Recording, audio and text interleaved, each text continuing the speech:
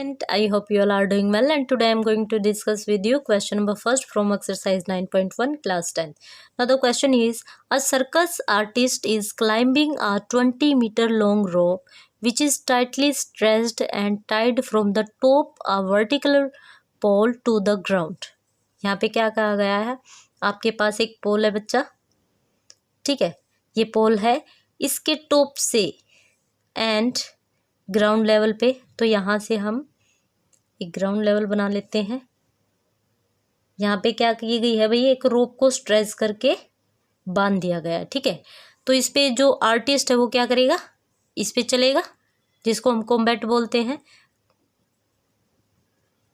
Okay, यहाँ पे क्या होता है बेटा 90 डिग्री, आप इसको कंप्लीट ऐसे भी लिख सकते हो, कोई दिक्कत नहीं है। ये कितना हो जाएगा 90 डिग्री। अब यहाँ पे उन्होंने क्या कहा है कि जो ये रोप है ये कितनी है 20 मीटर।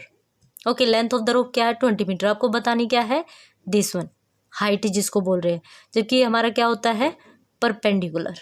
क्या होता है बेटा परपेंडिकुलर। तो आपको क्या फाइंड आउट करना है, परपेंडिकुलर फाइंड आउट करना है। ओके, अब यहाँ पे क्या है भाई, ये एंगल कितना दे दिया गया आपको 30 डिग्री।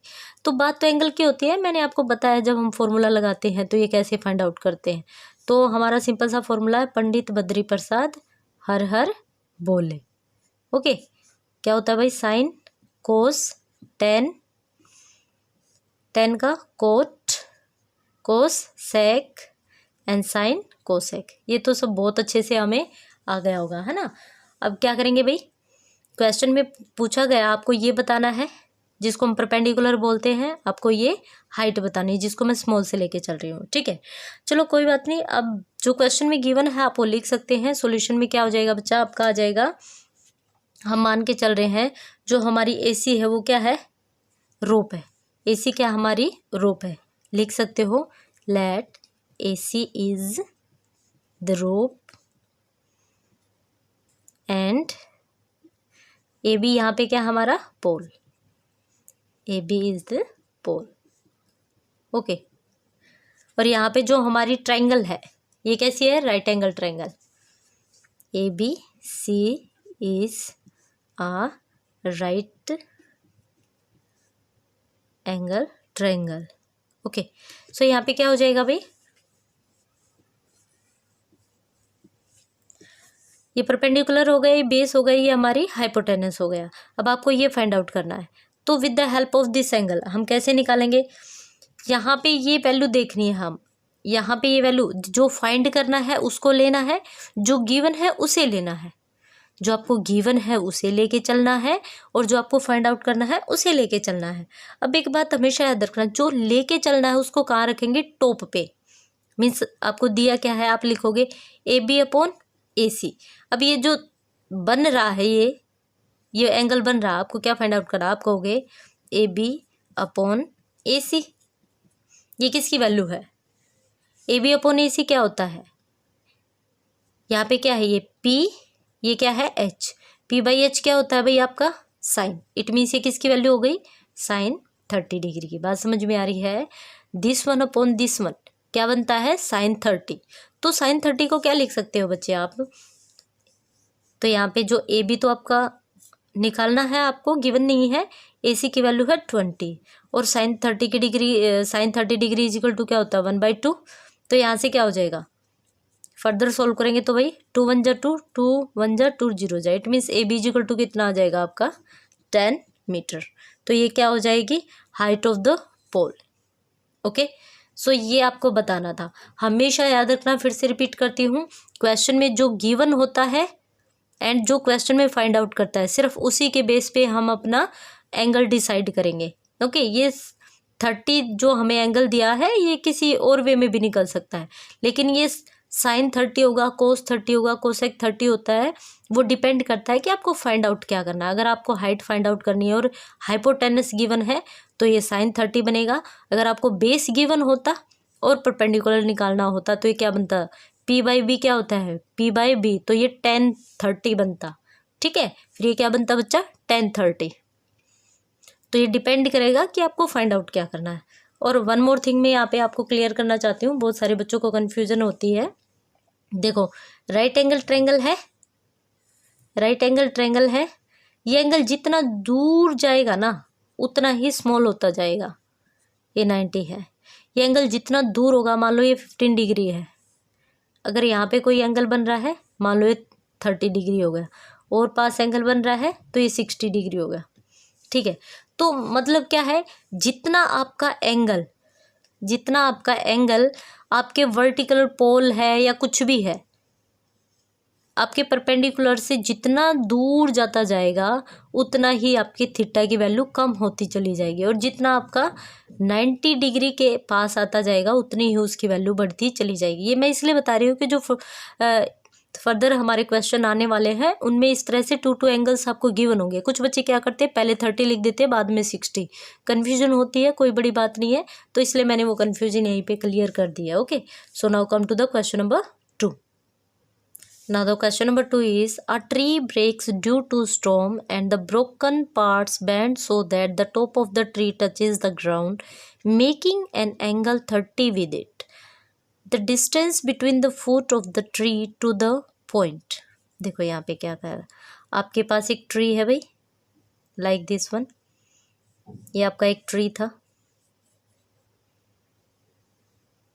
ये आपका एक ट्री था, बॉटम ऑफ द ट्री। अब क्या हुआ, स्टॉर्म आया, तो यहाँ से ये जो पार्ट था ना, ये पार्ट, ये कंप्लीट पार्ट क्या हो गया, ब्रेक हो गया, और इसने ग्राउंड को टच किया, क्योंकि मिडल में से ये गया है या कहीं से भी टच किया है, तो ये जो इतना हिस्सा है ना, ये इतना बड़ा है कि ग्राउंड को छू गया। ओके, इस वे में। अभी क्या कहा जा रहा है, क्वेश्चन में कहा जा रहा है, जो ये डिस्टेंस है ना, ये जो डिस्टेंस है यहाँ से लेके यहाँ, जो ये डिस्टेंस है, ये कितना है भाई, 8 मीटर है, सॉरी 8 नहीं 8 मीटर है, सॉरी, तो 8 मीटर है भाई। अब क्वेश्चन में क्या कहा जा रहा है कि आपको क्या बताना है, tree to the point where the top touches the ground is 8 metre, find the height of the tree. आपको इसकी क्या बतानी है, कंप्लीट हाइट, क्या बतानी है, height of the tree. It means आपको ये कंप्लीट बताना है भाई, यहाँ से लेके और यहाँ तक। बात समझ में आ रही है। अब बात सिर्फ इतने की नहीं हो रही, यहाँ से लेके ये भी बताना है। अब जो ये पार्ट है, मैं इसको x मानती हूँ, चलो मैं इस पार्ट को x लेती हूँ, तो ये भी तो x ही होगा। क्यों होगा, क्योंकि यही वाला पार्ट तो ग्राउंड को टच कर रहा है, अगर ये x है तो ये भी x ही होगा।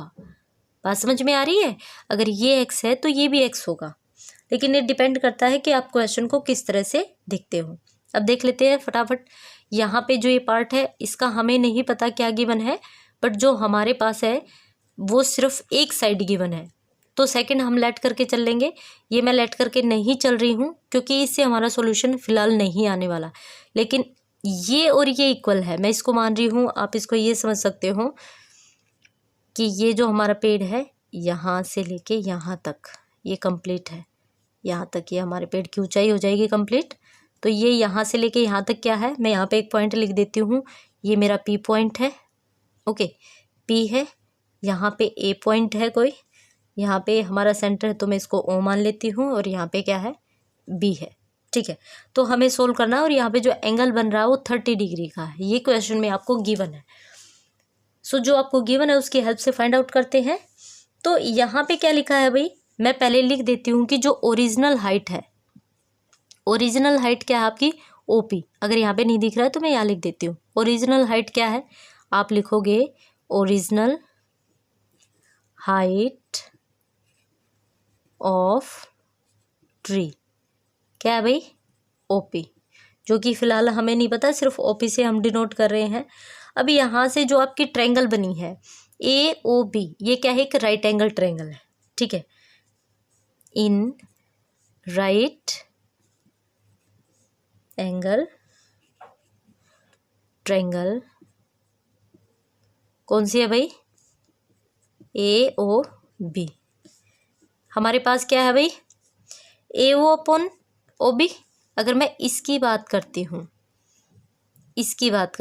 तो ये मेरे पास है, अभी आप यहाँ पे x मत मानिए, क्योंकि क्वेश्चन के साथ साथ कराऊंगी तो ज़्यादा समझ में आएगा। मैं क्या करूँगी, OA अपॉन OB, दिस, ये हमारा क्या हो जाएगा, परपेंडिकुलर, ये हमारा क्या है, बेस। आपको पता है फॉर्मूला लिखते हैं समझाने के लिए, पंडित बद्री प्रसाद हर हर बोले। तो P/B क्या होता है? P/B आपका क्या होता है बेटा? tan 30 degree. tan 30 degree equal to क्या आ जाएगा आपका? OA/OB। अब tan 30 की वैल्यू क्या होती है? 1/√3। 1/√3 होती है। OA आपको गिवन नहीं है, OA आपको गिवन नहीं है तो एज इट इज़ रखिए, जो गिवन है उसको लिख लीजिए। मैंने हमेशा आपको बताया है, एक तो आपको क्या लेना है जो आपको गिवन नहीं होता है, सेकंड आपको क्या लेना, देखो कंप्लीट हाइट बतानी है तो सिंपल सी बात है, इतना समझिए। कंप्लीट हाइट आपको बतानी है, इट मीन्स आप पहले इस पार्ट को फाइंड आउट करोगे, देन आप इस पार्ट को फाइंड आउट करोगे, है ना। अगर आपका ये पार्ट आ जाता है तो यहाँ पे ये और ये पार्ट दोनों इक्वल है, मैंने समझा दिया आपको। तो ये पार्ट आपके पास आ गया तो इसकी हेल्प से आप इसे भी फाइंड आउट कर पाओगे, या फिर आप इसकी हेल्प से इसे भी फाइंड आउट कर पाओगे, ठीक है। तो हम पहले इसको लेते हैं, देन हम इसकी हेल्प से इसे ले लेंगे, ठीक है। तो इक्वेशन तो 2 बनेंगी ही बनेंगी, क्योंकि आपको यहाँ पे एक पार्ट नहीं निकालना, 2 पार्ट निकालने हैं। ओके, तो स्टार्ट करते हैं जी। यहाँ से क्या आ गया बच्चे आपके, जो OA की वैल्यू है वो क्या आ गई आपके, आप लिखोगे OA इजिकल टू क्या आ गया आपका 8/√3, ठीक है।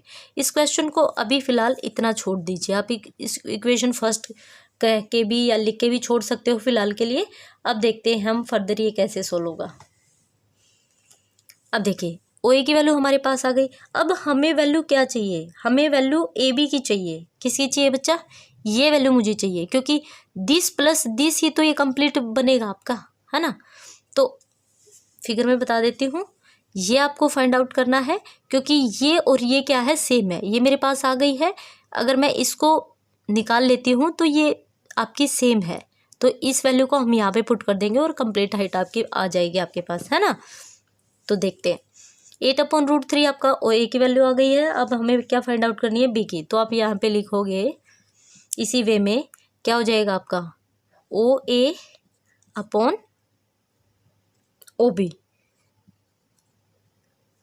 OA/OB इजिकल टू क्या हो जाएगा आपका sec30। OA/OB sec30 क्यों होगा, क्योंकि ये एंगल मैं कैसे बना रही हूँ, इस एंगल को हम इस वे में बना रहे हैं ये, लेकिन आप रहने दीजिए, इस वे में आप कंफ्यूज हो जाओगे, क्योंकि वैल्यू दोनों सेम हो जाएंगी OA/OB, तो आप कंफ्यूज हो जाओगे।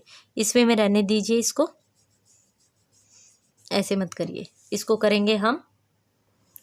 हाँ जी, यहाँ पे OA की वैल्यू है आपके पास, देखो OA की वैल्यू आपके पास है। अगर यहाँ से मैं, ये वैल्यू मेरे पास है, इसकी वैल्यू अगर मैं फाइंड आउट कर लेती हूँ, AB की वैल्यू अगर मैं फाइंड आउट कर सकती हूँ, तो इससे हमारे पास क्या आ जाएगा, OA की वैल्यू हमारे पास ऑलरेडी है, हमारे पास 2 इक्वेशन बन जाएगी। पहले देखते हैं, आप क्या निकालोगे, AB जो कि आपको फाइंड आउट करना है, एंड जो आपको गिवन है OB, ये क्या बन गया भाई, H/B। H/B, H/B क्या होता है आपका, जो H/B है वो क्या बन जाएगा भाई आपका, ये होता है आपका कोस। कोस का अपोजिट क्या हो जाएगा, सेक। हाँ जी, फॉर्मूले पे जाएंगे, कोस, कोस का अपोजिट क्या होता है, सेक। तो H/B क्या हो जाएगा आपका, सेक। सेक कितना, कितना गिवन है, 30 डिग्री।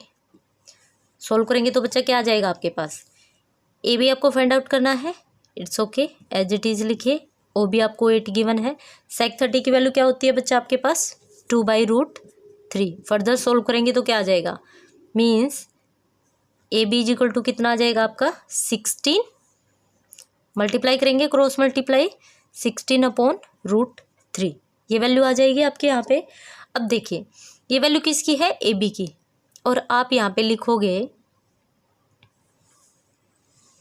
क्या लिखोगे, OP इजिकल टू क्या है आपका, OA + AP, ठीक है। और यहाँ पे बताओगे कि जो AP है, AP इजिकल टू क्या है आपका, AP इजिकल टू क्या है आपका, AB। अब यहाँ पे AB की वैल्यू है, तो मैं AB के प्लेस पे AB की वैल्यू लिख सकती हूँ कि नहीं लिख सकती हूँ, लिख सकते हैं। तो यहाँ पे लिखेंगे OA हमारे पास 8/√3 है, और AP जिसको आप क्या लिख सकते हो, AB, और AB यहाँ पे बता दिया हमने। तो हमने क्या किया, ए बी की वैल्यू रखी, कितना हो जाएगा 16/√3। अब आपको दिख रहा है साफ साफ दोनों का रूट सेम है, तो सोल्व करेंगे तो क्या आ जाएगा बेटा, √3 आपका कॉमन, 8 + 16 तो क्या हो जाएगा 24/√3। अब √3 को हम नहीं लिखते हैं ऐसे, इस रूट को हमें हटाना है तो हम क्या कर देंगे, रैशनलाइज कर देंगे। रैशनलाइज करेंगे तो क्या आ जाएगा √3/√3। तो √3 से √3 की मल्टीप्लाई होगी तो क्या आ जाएगा 24/3√3। 3 × 1 = 3 × 8 = दैट मीन्स आंसर क्या आ जाएगा 8√3। So complete height of the tree will be 8√3। बात समझ में आ गई। तो जो ओपी था वो क्या था, ओपी की वैल्यू क्या आ गई 8√3 मीटर। क्वेश्चन ईजी था, हमेशा याद रखना बच्चा, एक बार फिर से बता देती हूँ। क्वेश्चन में जो गिवन होता है ना उसको लेके फाइंड आउट कीजिए। गिवन आपको 8 मीटर है तो इसी की हेल्प लीजिए, चाहे आपको ओ ए निकालनी है चाहे आपको ए बी निकालनी है, तो आपको इसे तो लेके चलना है। फिर दिक्कत आती है कि किसको मैं न्यूमरेटर बनाऊं किसको मैं डिनोमिनेटर बनाऊं। तो हमेशा याद रखना जो आपको फाइंड आउट करना है उसको न्यूमरेटर रखिए, जो आपको गिवन है उसको डिनोमिनेटर में रखिए। बात समझ में आ रही है, जो गिवन है उसको डिनोमिनेटर में रखिए, जो आपको फाइंड आउट करना है उसको न्यूमरेटर में रखिए। हमेशा एंगल आपको गिवन होता है, फिर उसके बेस पे आपका पंडित बद्री प्रसाद हर हर बोले वाला फॉर्मूला है, इससे जो भी बनता है वैल्यू को देख लेना। ये हमेशा पी होता है, ये हमेशा हाइपोटेनस होता है, ये हमेशा बी होता है। ठीक है, आपके माइंड में यही सेट होना चाहिए। तो यहाँ पे हमने फर्स्ट 2 क्वेश्चन को डिस्कस कर लिया है। सो नेक्स्ट वीडियो में नेक्स्ट क्वेश्चन के साथ मिलेंगे। Till then take care, bye bye.